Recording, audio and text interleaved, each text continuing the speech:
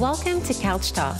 Today we meet an inspirational Native leader with a Jewish upbringing who helps First Nation women find a safe place in Montreal.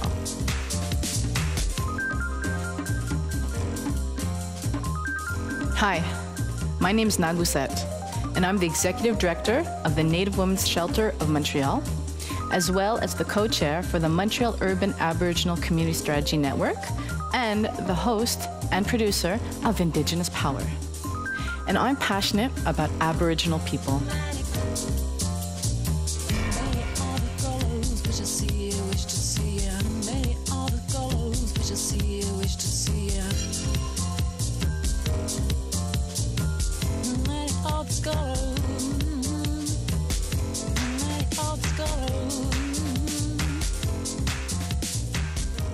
Next set. Hi. Hi, Cindy.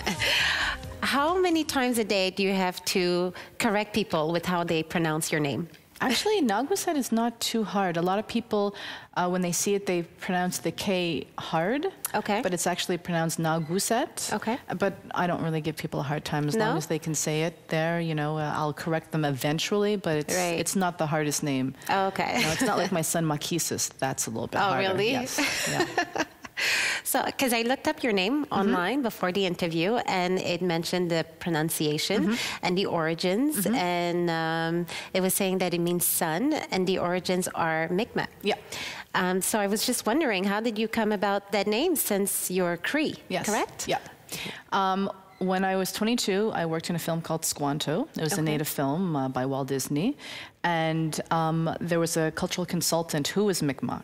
And he worked on the film. I worked very closely with him, and he knew that I was separated from my community as a child, and he wanted to give me a name that was a spirit name. So he actually thought of 3 names. One was Precious. One was Princess, although I don't even know because like our communities don't actually have princesses. But anyways, he had a word for princess, and he had one for the sun. And that was Gnawa Set, and then he decided out of the 3, that's what he was going to call me. Right, I think that was a good choice. Yeah, because the sun is strong, and it's bright, and, you know, it's hot. That's true. So, yes, so it worked. It worked for me, and it was something that I wanted to use because when I introduce myself to people who don't know me, obviously they're going to hear my name, they're going to wonder, where does that come from? Then I'll be able to explain to them, teach them a little bit about the culture, and then we move on from there. Right. You mentioned that your children's names are also very Aboriginal. For the same reason, you want people to ask them about the origins of it. Why is that important to you? Because people don't necessarily know what Aboriginal people look like. Like I've been told that I look Filipino, that I look Spanish, that I look, people are always telling me what they, someone once said I looked Egyptian. I thought that was very exotic. But people are often, so I think for my children it's going to be the same thing. So when they're introduced and they have a name that is, you know, indigenous, their names are Cree, it's going to start a conversation. Like my son's name is Makisis, that means fox. And he knows that. He's 5 years old and he knows his name means fox. That's pretty Same thing with my other son, Kistin, means a great wind. In a different dialect, it means a hurricane. You want your viewers, when they call their children Aboriginal names, to look up the meanings before they call their children hurricanes, because that's what my son is. I should have called him like Zen or calmness or something. Because, Does his personality reflect? Oh my God, like. And Mahikin is my last son. And he's 2 years old. And he's really cute. It means wolf. And he goes like this, ooh. And I'm like, oh, did I ever name him right? Because it's so cute. You have to see him do that. It's super cute.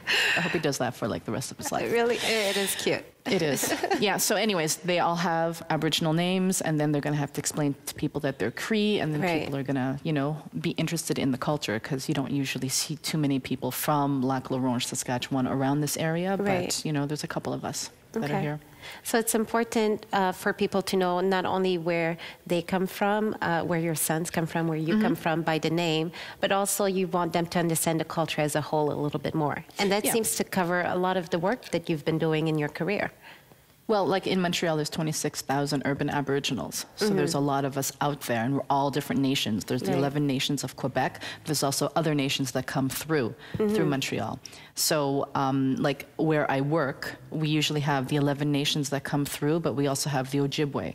That's from, you know, Ontario, or from, they also have some in Winnipeg. We have Saulteaux, we have Lakota. We have different nations that come through, and they come through because they need the services. And we have a lot of services at the shelter, not just a warm place to stay, but, you know, complimentary services, more holistic services for them.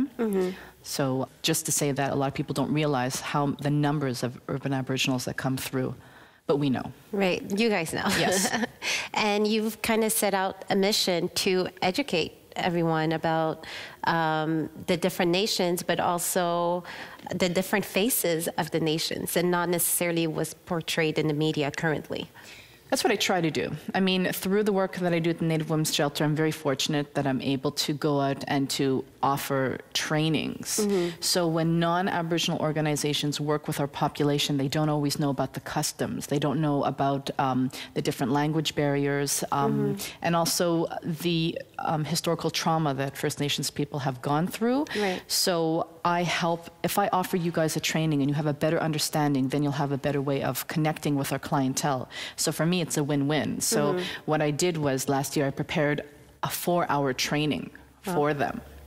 On racism, and as well as a historical and point of view of Aboriginal people and the current services that are available today. So if you have a clientele and they need X amount of services, this is where you go. So it's, for me, it's making the other workers' life a lot easier. Right. But it also works in a good way for the client, that they can go and they could be understood and they'll get the culturally appropriate services.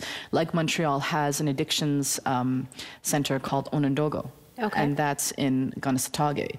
So if someone wants to go to an addiction center, that they know that at least this place is going to honor our ceremonies, and they're going to be doing this type of, I guess, rehab in a way that's closer to their culture. Everyone they're going to see is going to be of the same culture. So that's going to be easier for them to go through the process, because going through a treatment center is very difficult. But at least if you go somewhere where you have a familiar face and you have your cultural that is similar, because of course a lot of people that go to Onondaga may not necessarily be Mohawk, but a lot of the ceremonies are similar, and it's a better feeling.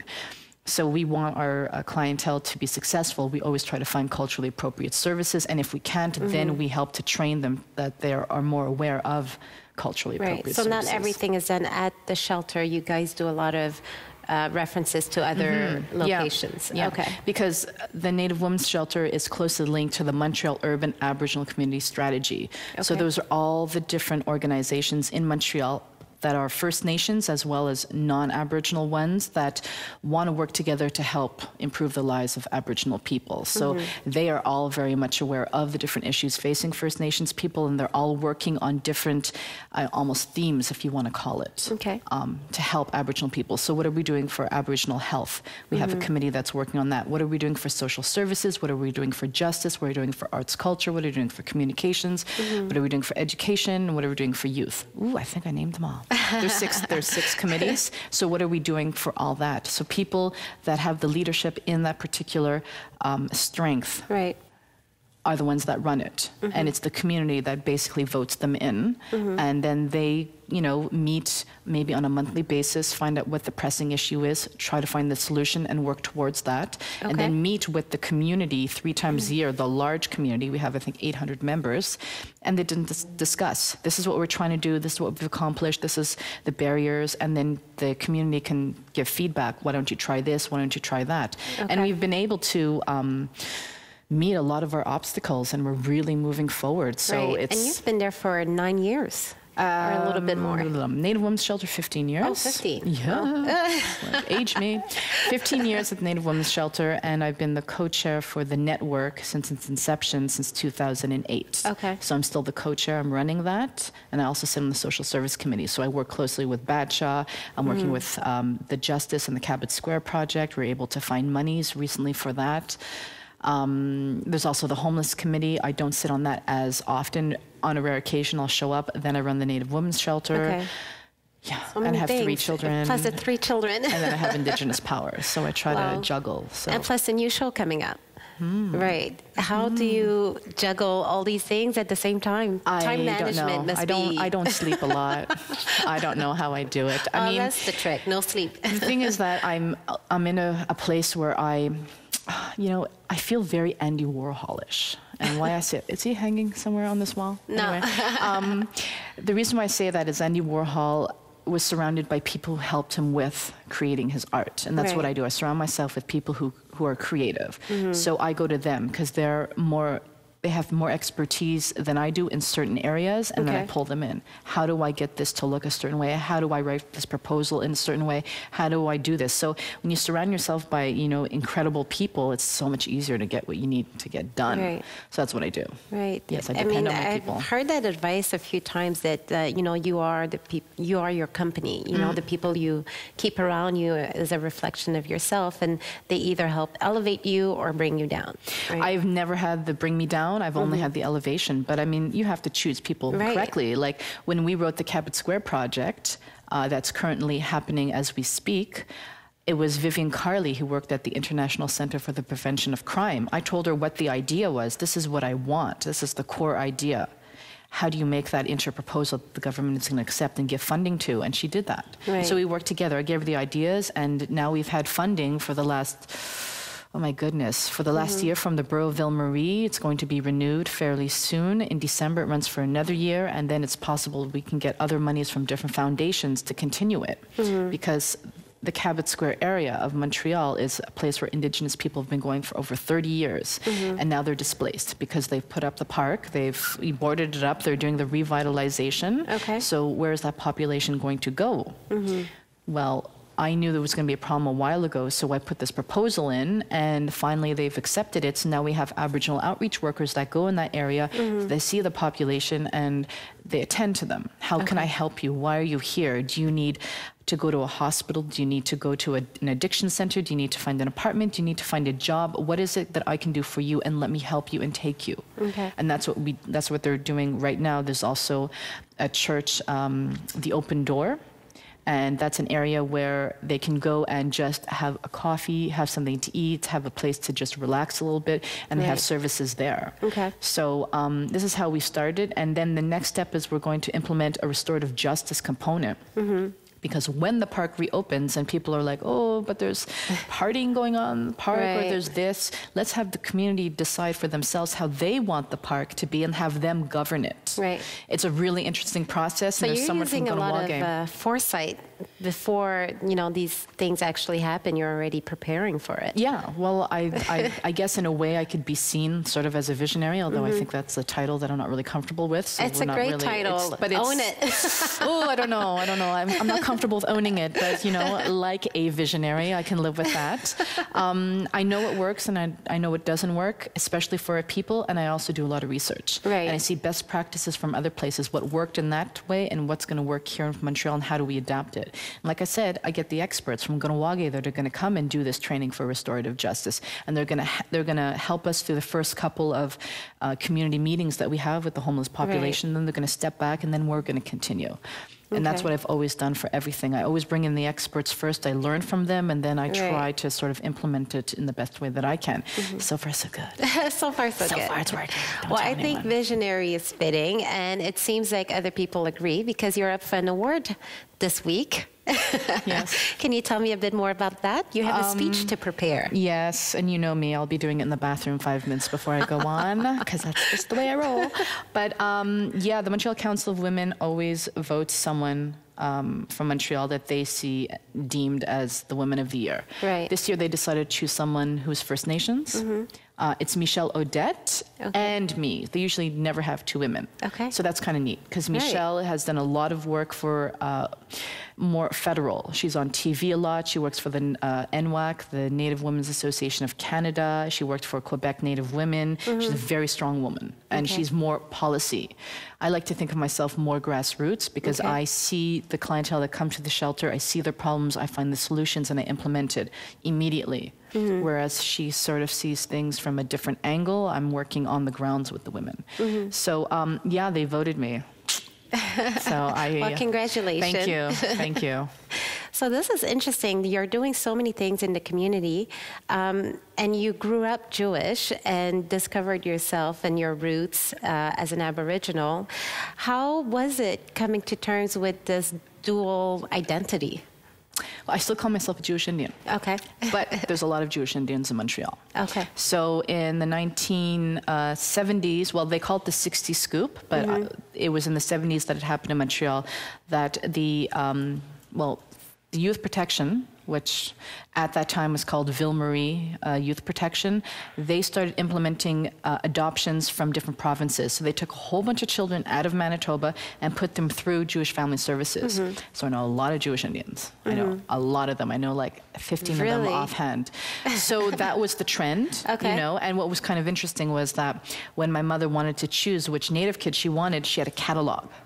And she flipped through a catalog of all these Aboriginal kids and said, send me that one. And that's what they did. They flew me over from Winnipeg and they brought me over here to Montreal. And I was 3 years old when I was adopted. So it was, for sure, it's a culture shock. But as a 3-year-old that's been placed in so many different foster homes, it was sort of like, how long am I here for until they move me to the next one? Oh my God. So it was difficult.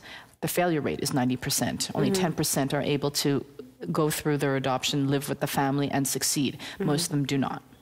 So knowing that I know this, I'm very involved with BATSHA because now there's an enormous amount of children in care. So how do they turn out if we know that the success rate is so low? Right. So what we've done is we've worked with them. We have a collaboration agreement with them saying that when these children are going to be placed with a white family, first see if we can bring the mother and the child to the Native Women's Shelter. Okay. And when they're at the shelter, then they can get all the appropriate services. We have an addictions counselor, we have a family care worker, we have a psychologist, we have an art therapist, we have an elder, we have staff, we have a lot of staff at the shelter. So that they're going to be safe there, they're going to be working on their issues. BATSHA will have an agreement with the shelter about this is what the measures are, we're going to follow those measures, and then the mother and child stay together, which is what we want, as opposed to going into foster care. If they have to go to foster care and they're placed with a non-Aboriginal mother, we actually created a manual.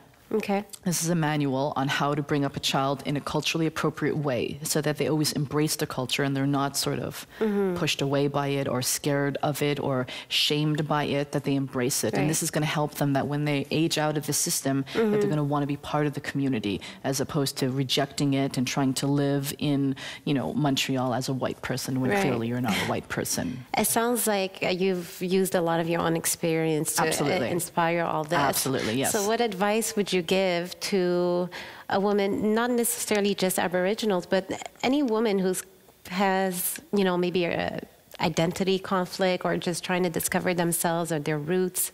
What advice would you give in terms of that?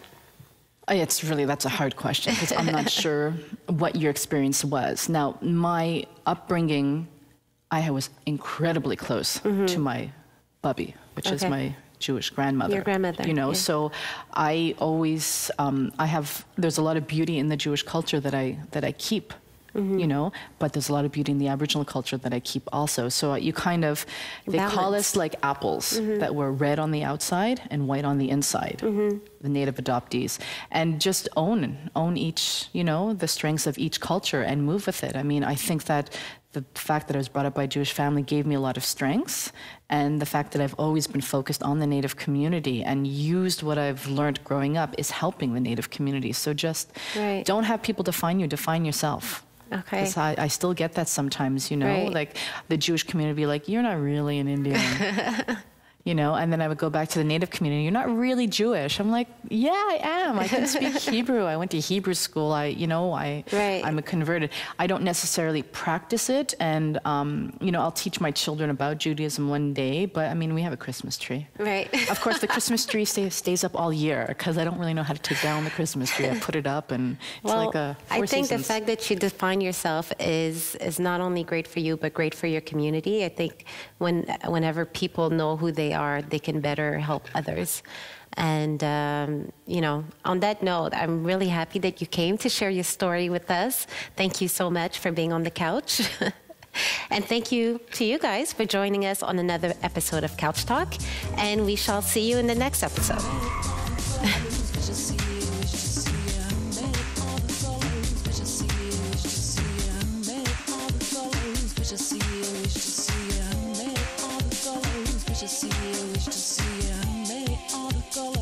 See you, wish to see you, made all the colors. colors, wish to see you, wish to see you. Many are the colors, wish to see you, wish to see you. Many are the colors.